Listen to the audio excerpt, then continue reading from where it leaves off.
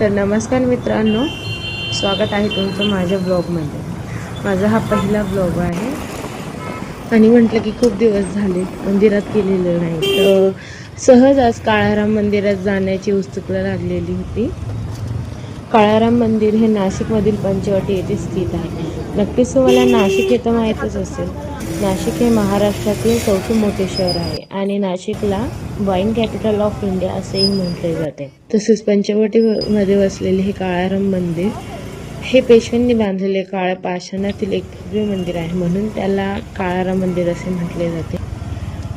तसेच काळाराम मंदिराच्या आजूबाजूला असे खूप जुने मंदिर आहेत।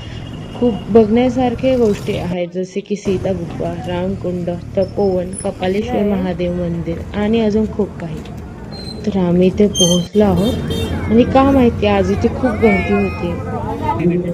चला मध्ये जाऊया। आणि इथे आल्यावर आम्हाला समजते की आज काळाराम मंदिरामध्ये महाआरती होणार आहे। अशी सेवा आपण काळाराम मंदिराच्या अर्पण करीत आहोत। तर सगळ्यांनी माझ्या पाठीमागे घोषणा द्यायची आहे।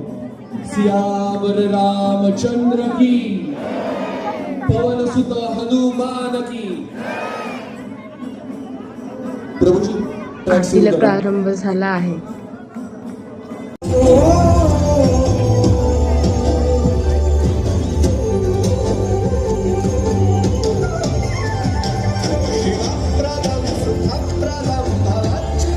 आरती अटेंड करताना एवढं छान वाटतं ना मित्रांनो, नक्कीच तुम्ही एकदा नाशिकला भेट द्या आणि नाशिकची गोदा आरती अटेंड करा।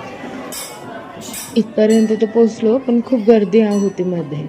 आणि आम्ही जेव्हा मध्ये गेलेलो तिथे श्रीरामांच्या मूर्तीसमोर पडदा टाकलेला होता। सगळे वाट बघत होते की कधी आम्हाला त्यांचं दर्शन होईल आणि कधी आम्ही त्यांना बघू।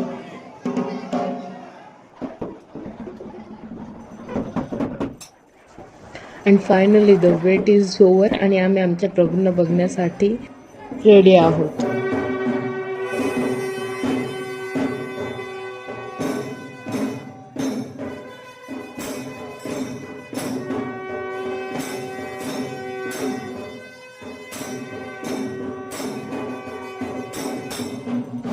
इथे एवढं छान वाटत होतं ना, म्हणजे असं एक वेगळीच दैवी शक्ती अनुभवायला मिळत होती। नक्कीच मनातील नकारात्मकता दूर होत होते, पण असं इथून घरी जाण्याची इच्छाच होत नव्हती माझी। आज मित्रांनो, आमचं दर्शन झालं आहे, पण आज मंदिरामध्ये खूप गर्दी होती। आम्ही कोइन्सिडेंसली आलो, पण आज आम्हाला गोदा आरती पण तिथे मिळाली, त्यांनी अरेंज केलेली होती। मित्रांनो, मी तुम्हाला रिक्वेस्ट करते की नक्कीच तुम्ही एकदा या आणि अनुभवा हे सगळं। आणि हे बघा रामरथ, बघा इथे रथ आहे। भेटूया पुढच्या ब्लॉगमध्ये। Bye bye.